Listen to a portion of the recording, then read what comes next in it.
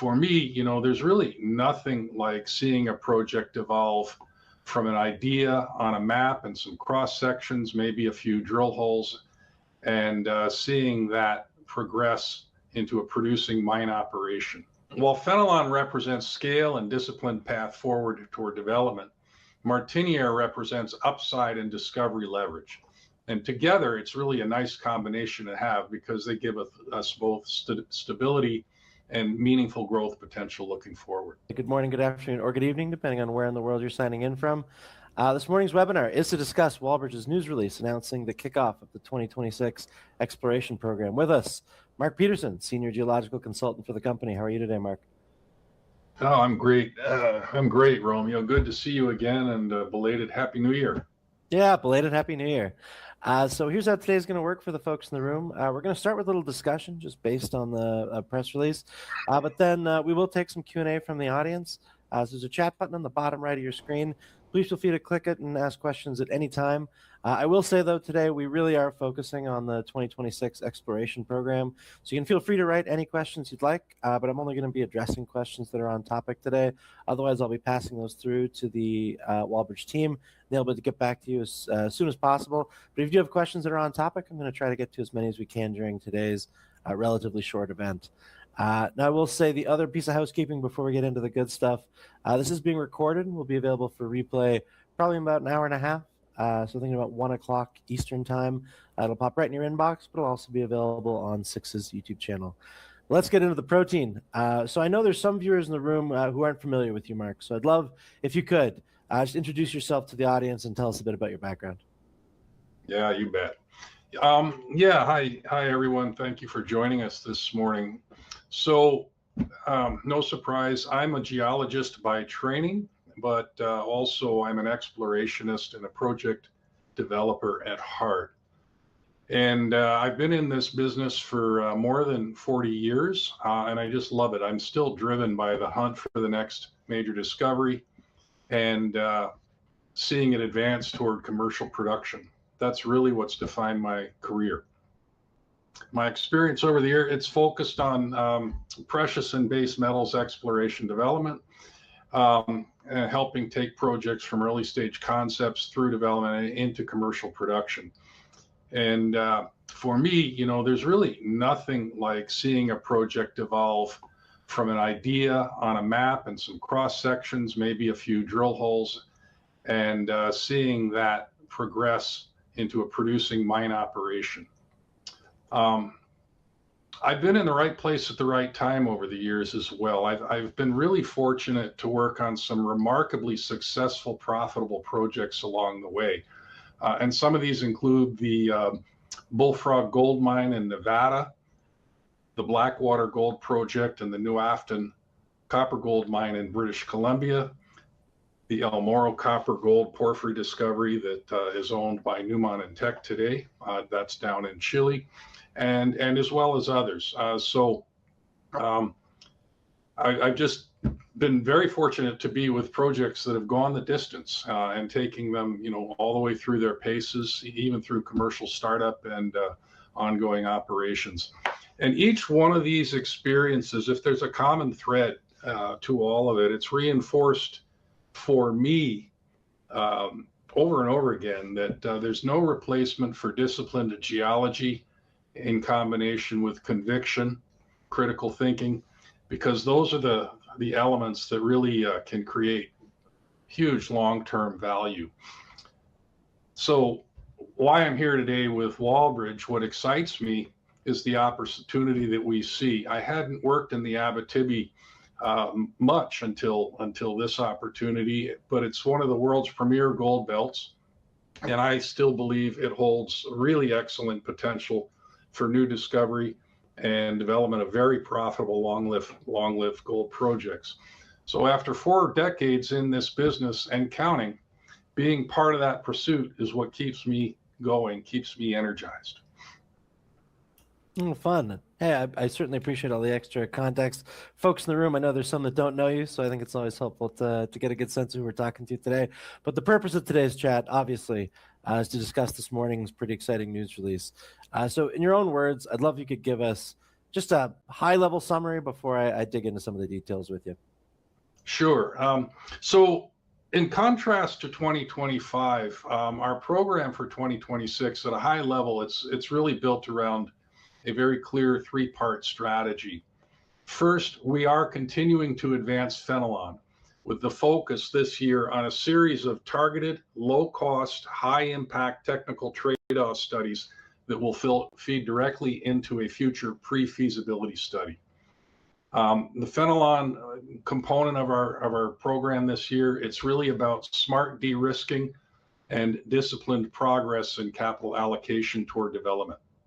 Second, we're expanding Martiniere.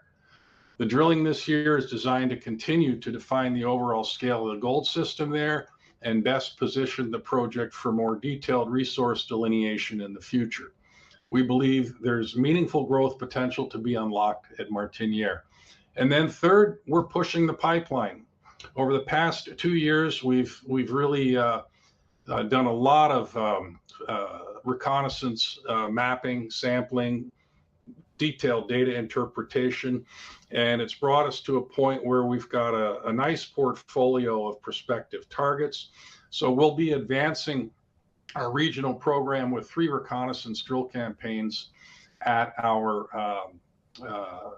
Greenfields, Grosset, and Cassot properties, as well as to test some satellite targets in the broader area around the main Fenelon deposit on Fenelon property itself. You know, all of that work for the regional program, that's focused squarely on making the next discovery. Hey, great. I love a high level summary, and I know you get asked this all the time. In fact, I personally have asked you before, but I'll ask you again.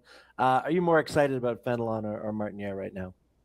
You know, and you're right. I get asked this all the time, but you know, genuinely, I find both projects equally exciting, but for very different reasons. Fenelon excites me because it's a real asset with real scale. We have a substantial gold resource and a clear, disciplined path forward as we laid out in the PEA that we delivered last March. It's a project where we can focus on resource conversion, project optimization, and steady advancement toward development. That combination of scale and clarity is a very powerful one. Right now, our work is centered on smart de-risking, targeted technical trade-off studies, and selected infill where it delivers the most impact. We're being very deliberate with our available capital. Rather than rushing into a full-scale infill drilling campaign, we're advancing the components of the project that create the most value per dollar spent and positioning the project to move into a pre-feasibility study when financing and market conditions are better aligned. That approach, it protects shareholders and while we continue to steadily build momentum for the project. Martiniere, on the other hand, that's where you really get the exploration buzz. And that's what races my engine, in the very near term. Since 2024, when we started stepping out beyond the limits of the known resource, each phase of drilling we've done, it's reinforced that we're dealing with a much larger gold system than the current resource statement alone would indicate. Over just the past year, we've expanded the footprint materially, both laterally along strike and across strike, as well as at depth, and the system remains open in multiple directions. What's particularly exciting about Martiniere is that we're now seeing encouraging results along a major regional fault zone that extends to the north, and that's in an area that's seen very little drilling until now. That may open up an entirely new dimension of potential worth exploring. So while Fenelon represents scale and disciplined path forward toward development, Martiniere represents upside and discovery leverage. And together, it's really a nice combination to have because they give us both stability and meaningful growth potential looking forward. That's a good combo to keep a geologist jazzed, which is always nice. There you go. Now, one question. How long is it going to take you to drill that first 2,000 meters at Fenelon? And are you going to, I know this is a strategic question, but are you going to release those results or wait until the entire 3,500 are complete and put them out as kind of one batch? So the 3,500 number you're referring to, that's just the total amount of drill meters that we have allocated to Fenelon, but it's really broken into two completely separate campaigns. So this first campaign that we just started late last week, that's the 2,000 meters you're referring to, Romeo. And we expect that'll take roughly 6 weeks to complete. Our drilling contractor is really good. We've got one of their best teams, and when those guys get going, it's just full on to keep up. Nice. But that would put us toward the end of March to complete the drilling component. And then when you layer in normal lab turnaround times, I'd anticipate we'd have all assays back, within a late April, early May timeframe. And once we have those, we'll be putting them out. If we get some really spectacular results between now and then, we may issue at least a portion of the program's results sooner than late April, early May. But for right now, that's what it looks like. The program's focused on collecting material for metallurgical testing, and we intend to release those results, once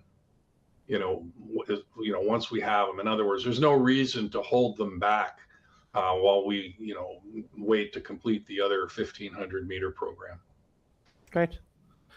Now, I know, switching over to Martiniere for a second, I know you indicate that there's 17,000 meters, but it's in 2 phases.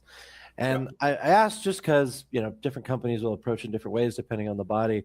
But are you going to split 50-50 in phase 1 and 2, or is it going to be more front-weighted or more back-weighted drilling as part of this program? Well, like all the programs that we've done over the past 2 years, it's all results driven. So that 17,000 meters we have earmarked for Martiniere, it will be completed in 2 phases, but it won't be a rigid 50-50 split. Phase 1, it's really designed to focus on the highest priority targets, and particularly in those areas we see strong continuity in the geology and where step outs can efficiently expand that broader footprint.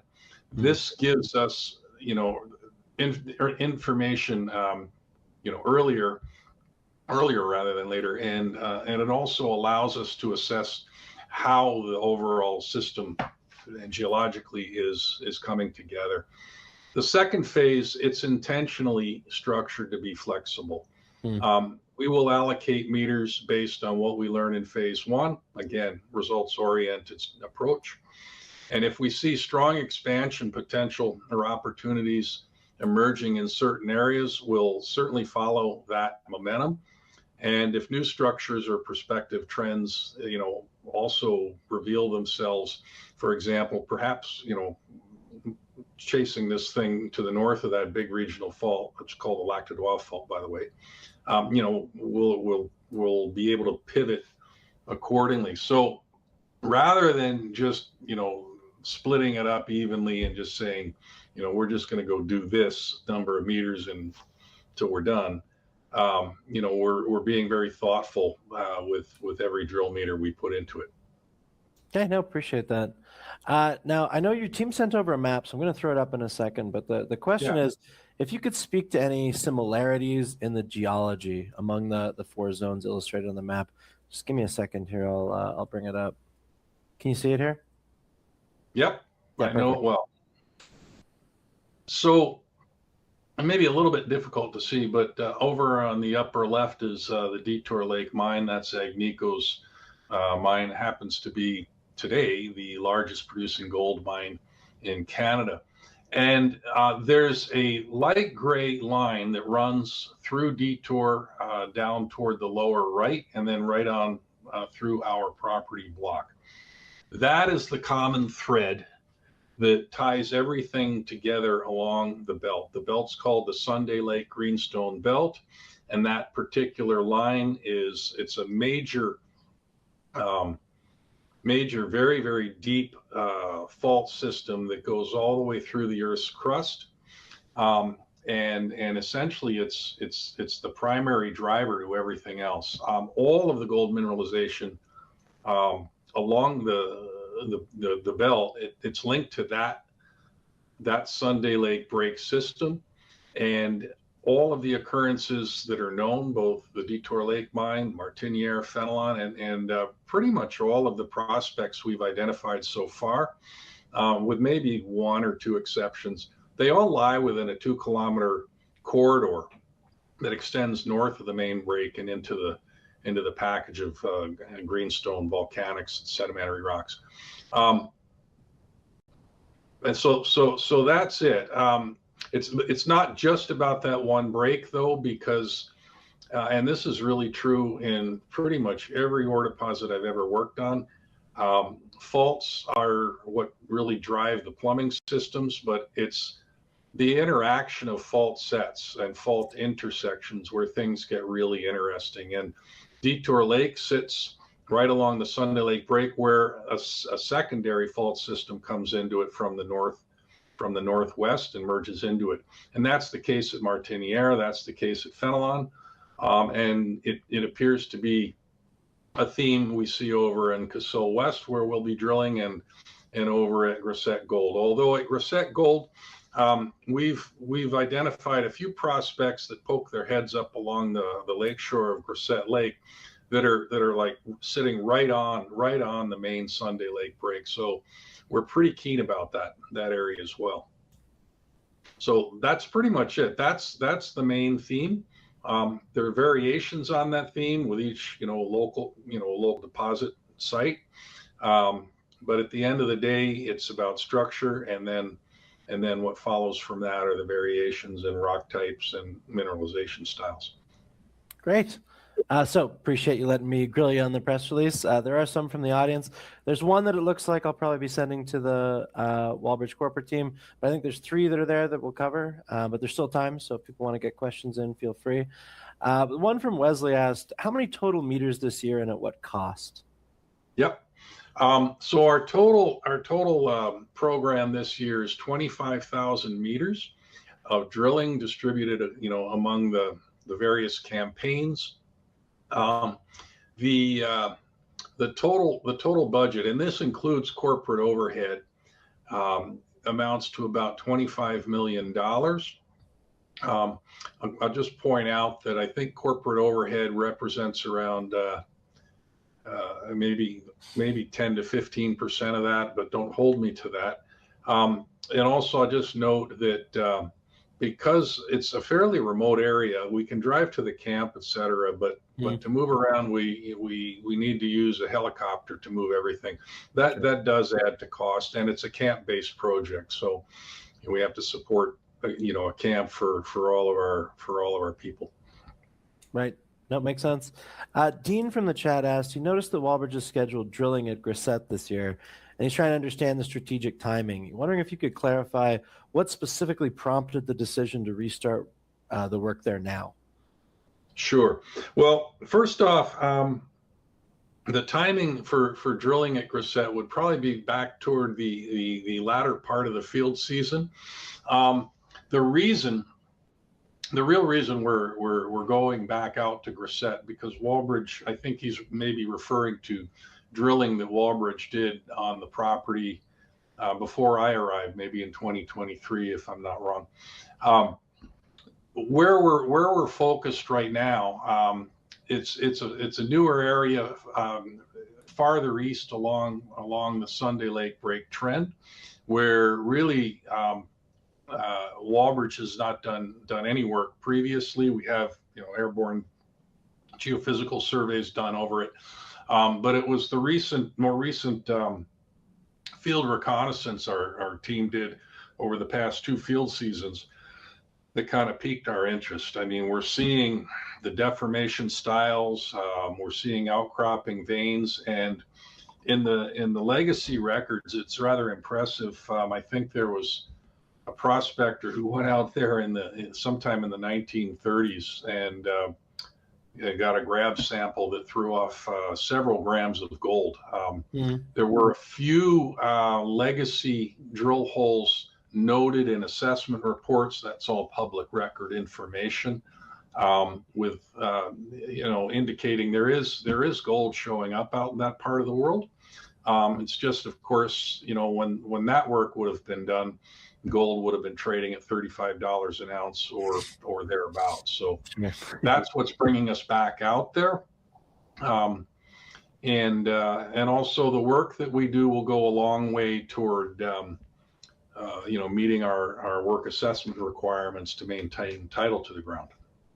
Great. No, appreciate that. One person asked right at the top of the hour a question I usually end with, so I'll throw it to you, and if anybody's got any questions, this is your last opportunity. California Gold, I'll make sure your question gets to the Wallbridge team. But Graham wanted to know right off the gate, what are you, Mark, most excited about for this campaign? Well, I don't think anybody would be surprised. I am an explorationist, and I live for that next discovery. So I'm having a lot of fun with Martiniere. I've got a team of young, whip-smart geos who run circles around me, frankly, and I'm just very fortunate to be involved with this team. So in terms of really what races my engine, right, just sitting here, I would have to say it's let's see what Martiniere, where we can get with it. But in the meantime, I can't emphasize strongly enough that the work we're doing at Fenelon, the desktop level studies, they're not high cost, but they're going to take us a long way to be able to jumpstart a pre-feasibility study when we're able to. Great. One last question that kind of snuck in there at the end. Answer obviously just to the best of your ability. Dean wants to know, what's the success case for this program? What would you consider a win for this exploration program we got now? What I would consider a win is, with respect to Martiniere, where we're trying to get is to a place where we can see a mineralized gold system of a scale big enough to really be able to look at it, and other people, peers could look at it and go, yeah, I can see a multi-million ounce system emerging out of that as well. So that would be a real success case for Martiniere.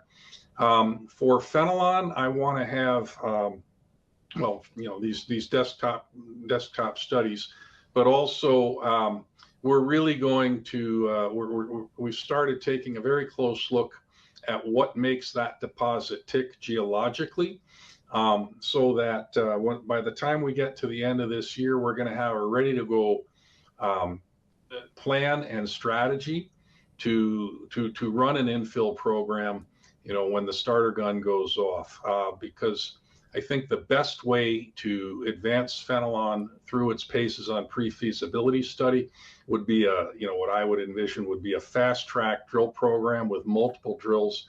Let's just get in there, get it done, and get the information over to the engineering design team so they can do their thing. Great answer, Mark. Always love hearing your excitement, and thank you so much for letting us grill you about this PR. Everybody in the audience, thank you so much for your questions and for joining us today for this quick event. For the one question I couldn't get to, like I said, I'll be passing it directly to the Wallbridge team so they can get back to you. But Mark, thank you so much. This is great. Appreciate your time. Thanks very much, Romeo. Look forward to the next time we meet.